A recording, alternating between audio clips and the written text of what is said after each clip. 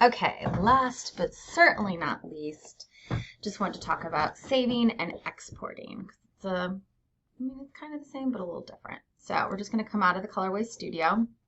And as you see, it starts creating all my different colorways. It will actually send it. So essentially when you're in Colorway, whichever one you come out of, that's the one you'll kind of essentially see, if that makes sense. Um, so, yeah. Oh, this one's the wrong one anyway. So I'm gonna actually delete this one out. I just don't want it to deal with that. So again, let's say I was in colorway 2 then, and I came out of the studio that way, I'll see colorway 2.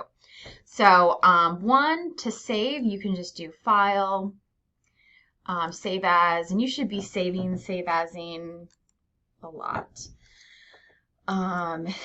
It's my Frida two-way print, and I can just save in my Electra folder.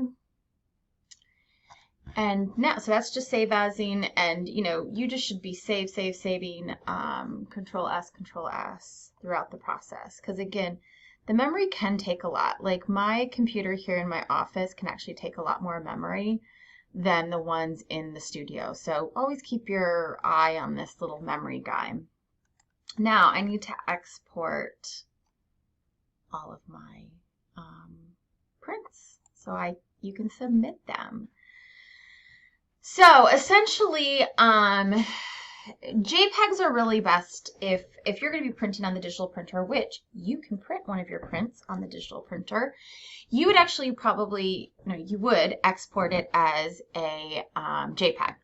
But if you're going to keep things digitally housed, so in a digital portfolio, or you're putting it on a website, or submitting it in a package for an application, keep it in a TIFF. So some things to kind of keep in mind here. So I'm going to go ahead and save it as a TIFF. I only have one thing on here, but let's say I had multiple things on here. So I can just save the selection, or you can save all. I've selected this one. That's the only thing on there, but you can go ahead and keep selection. Make sure the resolution is 300. The exported size isn't that big of a deal because I'll just be really honest. Most digital printers these days, or really printers in general, once you bring it into the program that's going to print it out, it can configure its own sizes. So specifically for our reason here, it doesn't matter. And normally, even when you're, it depends on the company you're working for. Maybe they'll always say like, oh, make sure you always export it this size by that size. So right now I only have the selected colorways. So I want to go ahead and do all colorways. I want to export. And so then keep proportion. As long as it's 300, it should be good. So here we go. We just export it. And I will say a lot of times it's going to take a while to export. Every time, it always takes a little bit of time. Oh, it didn't take too bad a time. So I should be able to come out of here. Let's see here. So here is my, it always shows up as an AI. It's not, it's a KDF. That's just kind of the naming issue, or the icon issue for Kaledo.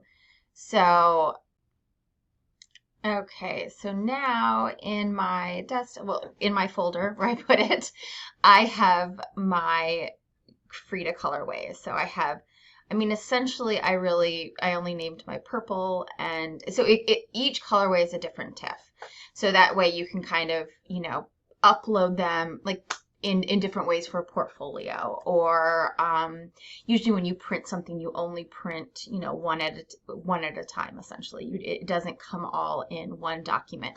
It'll always stay in one in Kaledo, but once you export it, each colorway is a separate one. So I have my purple, and it will just TIFFs for me get opened up through Photoshop. If it was a JPEG, it would come up through something else.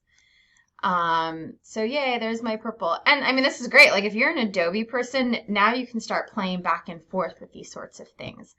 But essentially how you'll turn in this assignment is you will turn in the Kaledo file and then the TIFFs of each one of your colorways. So in a way, honestly, each print will have 5 attachments associated with it.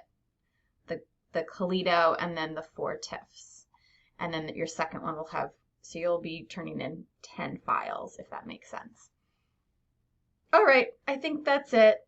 Have a good one. Let me know if you have any questions.